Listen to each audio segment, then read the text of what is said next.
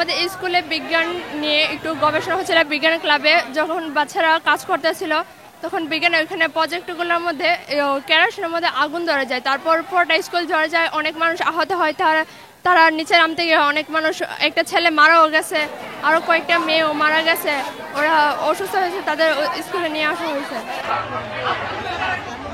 আমরা ওই সময় মাছ ক্লাস করতেছিলাম, তো ওই সময় হঠাৎ করে দেখি আগুন একবার ধপ করে জ্বলে উঠে, তো ম্যামও একবার চিৎকার দিয়ে বের হলো। আগুন একজনের উপর আরেকজন পড়তেছে, পরে একবারে সেই যে স্ট্যান্ডটা ধরার স্ট্যান্ডটা একবারে ভাইগা পড়ে যায়, অনেক মাছ তিনটা থেকে পড়ে যায় একবার।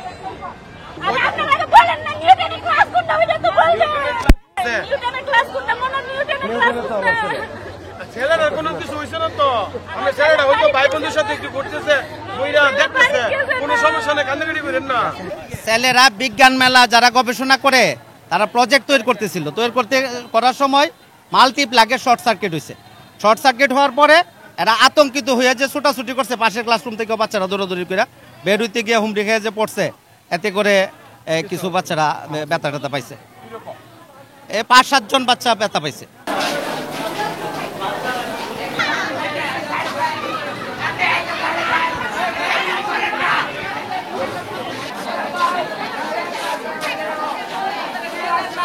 কোনো ধরনের আতঙ্ক হওয়ার মতো কিছু নাই।